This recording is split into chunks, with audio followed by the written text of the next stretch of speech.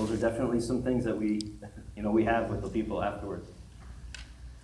So avoid, leave if you can, get out of there ASAP, know your exits, and call 911 when you can safely, right? I don't expect people to be running somewhere in that building still potentially in danger trying to call 911, right? Get to a safe location, then call 911.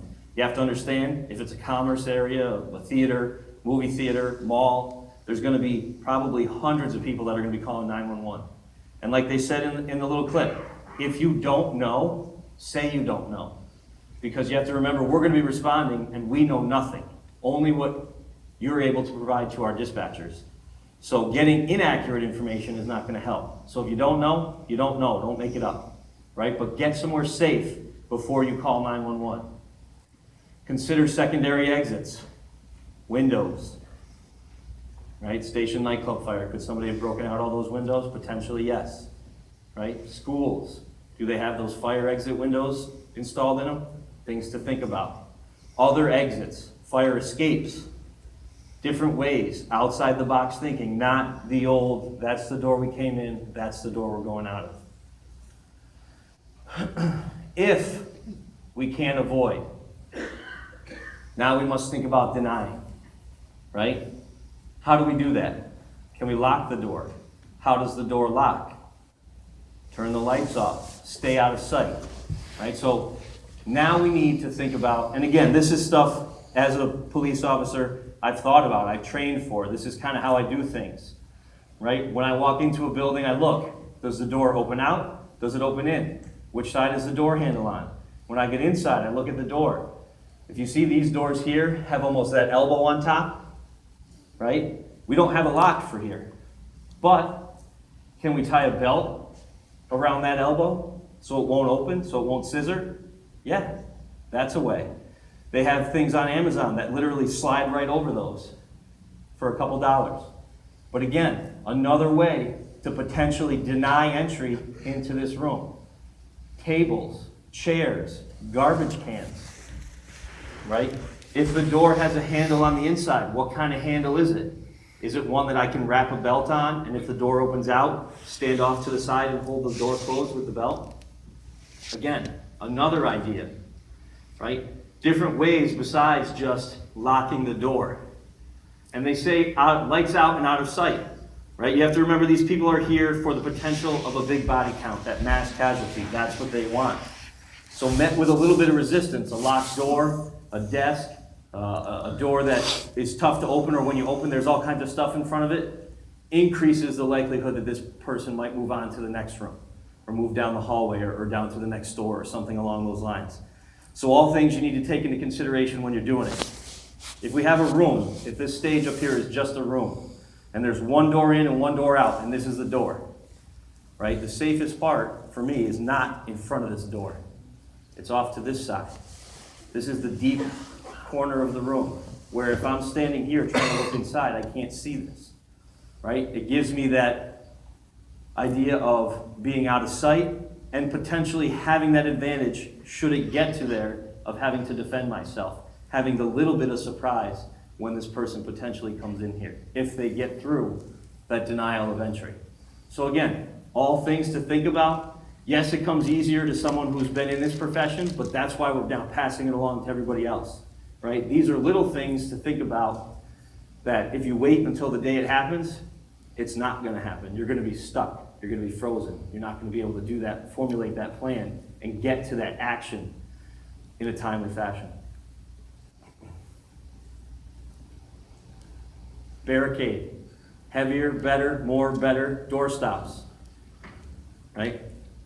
Think about that. If the door opens in and you put a door stop under it, that's a pretty good barrier. It's a start.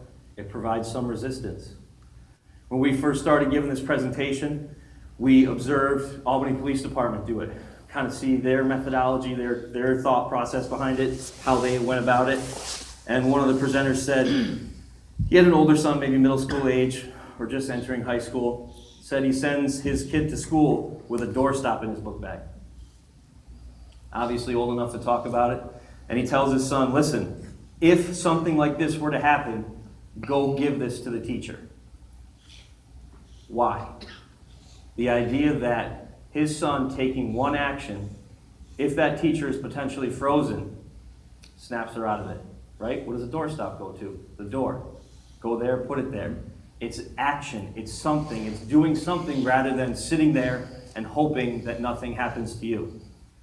So again, action. The more stuff you can get in front of a door, right? We can't potentially lock this one. This one opens out. There may not be anything to hold on to in here, but if we pile enough stuff in front of it, maybe that person's not going to come in here. Okay. We talked about it. Opening outward, opening inward, all things to think about. Right? This door handle right here.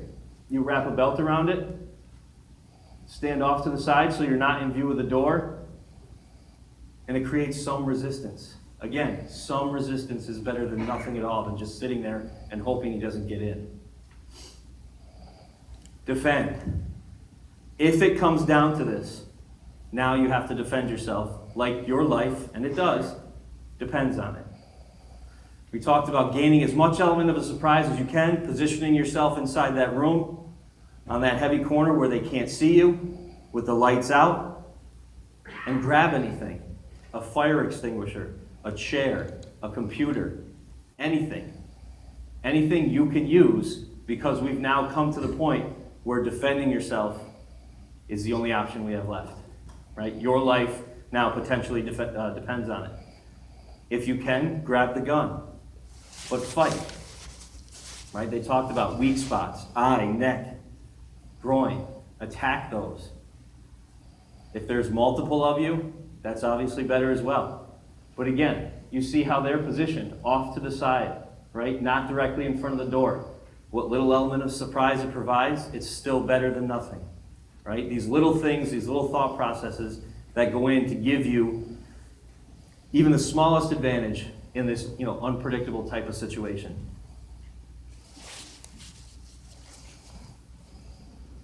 August of 2012, Lieutenant Brian Murphy, it happened in Wisconsin. It was a temple shooting. There's a long kind of entryway to the temple. Lieutenant Murphy was the first one on scene. There had been 2 individuals wounded in the parking lot.